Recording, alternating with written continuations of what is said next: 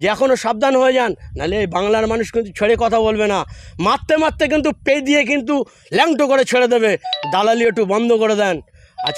আজকে শামীম সিদ্দিকীর কথা বলি, তাকে আমি খুব শ্রদ্ধা করি, তার সঙ্গে একসঙ্গে খাওয়া দাওয়া করেছি, তাকে আমি খুব ভালোবাসি। তাকেও কি দেখলাম এই ব্রিগেড ব্যাপার নিয়ে আব্বাস সিদ্দিকী, নওশাদ সিদ্দিকী তো একবারও বলেনি যে ব্রিগেড সমাবেশ দরকার নেই, ব্রিগেড সমাজ করতাম না, এর বিরোধিতা করেনি। তিনি তার খবরের কথা বলেছে যে আজকে ব্রিগেড অনুষ্ঠানটা হবে, করুক, চলুক। আমি যাই না যাই সেটা পরের ব্যাপার, কারণ কেন বলেছে সেই খবরের কথাটা আব্বাস সিদ্দিকী সেটা বুঝতে হবে। যে এই রাজ্য সরকারই দিল্লি যেতে বলছে, যখন নেতাজি ইন্ডোর স্টেডিয়ামে ইমামদের নিয়ে ডেকেছিল, মুয়াজ্জিনদের নিয়ে ডেকেছিল, সেখানে বলেছিল সামনে ভোট আছে, আপনারা শান্ত হন, আন্দোলন করবেন না, অরাজকতা করবেন না, আপনারা আন্দোলন করলে দিল্লি গিয়ে করতে হবে। সেখানে তো শামীম সিদ্দিকী ছিল, তোহা সিদ্দিকী ছিল, কাসেম সিদ্দিকী ছিল। তাদের মুখে একটা কথা ওঠেনি কেন যে দিদি আপনি বলছেন কি, আপনাকে ভোট দিয়েছি, সমস্ত কিছু করেছি, আর আপনি দিল্লি যাওয়ার কথা বলছেন কেন? আপনাকে ভোট দিয়েছি, আপনি তো সেখানে যাবেন, আমাদের মুখ করবেন। আমরা যদি দিল্লি যাই প্রধানমন্ত্রী, স্বরাষ্ট্রমন্ত্রীর সঙ্গে, আমরা কি সাক্ষাৎ করতে পারবো?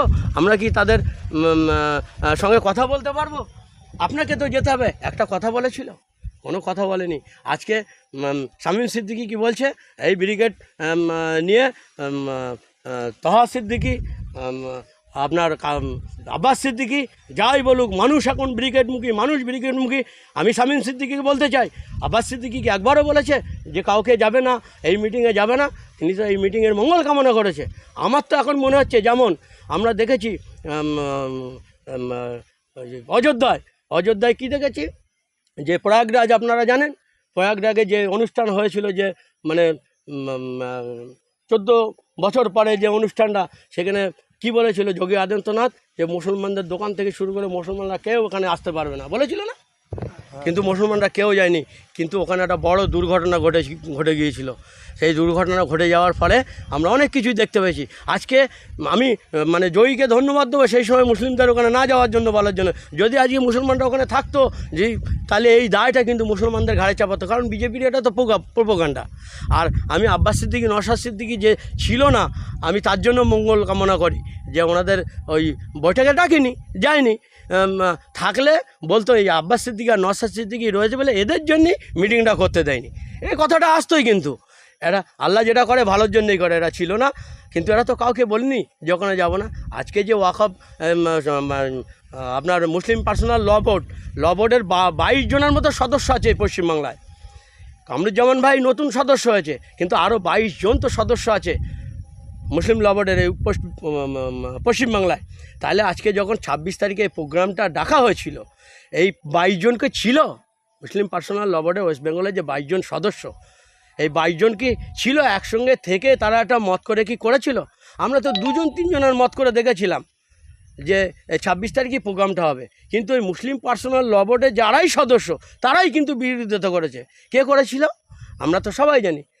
মুসলিম পার্সোনাল ল বোর্ডের সদস্য তোহা সিদ্দিকী আছে, মুসলিম পার্সোনাল ল বোর্ডের সদস্য সিদ্দিকুল্লাহ চৌধুরী আছে, তারাই তো বিরোধিতা করেছিল।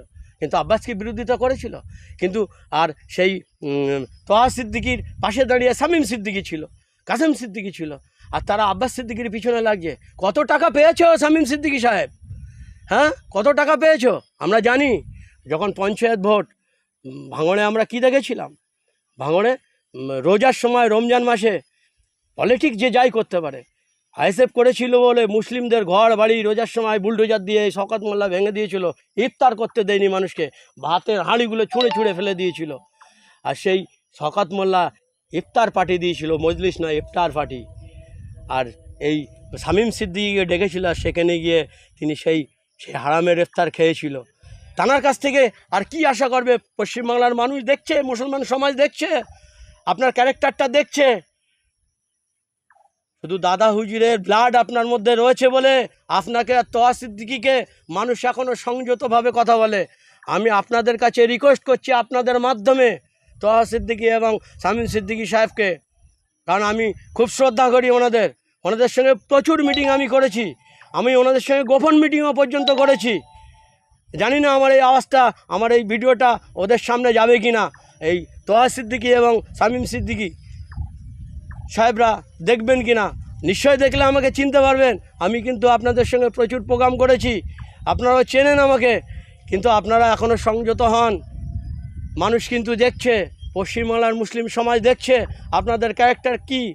আর সেই শওকত মোল্লা যখন বলছে দিল্লি গিয়ে আন্দোলন করুন, আপনি তার বিরুদ্ধে একটা কথা বলছেন না, আপনি আব্বাস সিদ্দিকী নিয়ে পড়ে রয়েছেন।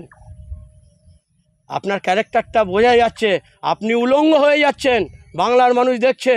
আর কাসেম সিদ্দিকী সাহেবকেও বলবো, আপনার এর আগের বক্তব্যগুলো বাড়ি শুনবেন, ইউটিউবে দেওয়া আছে, শুনবেন, মিডিয়ারা দিয়ে রেখেছে। আপনি বলেছিলেন কি আর করছেন কি, আপনার ক্যারেক্টারটাও উলঙ্গ হয়ে যাচ্ছে। আর এই বাংলার মুসলিম সমাজ দেখছে, শুধু দাদা হুজুরের ব্লাড আপনাদের মধ্যে রয়েছে বলে এখনও সংযতভাবে কথা বলছে, নাহলে কিন্তু আপনাদের সামনে কিন্তু সমূহ বিপদ।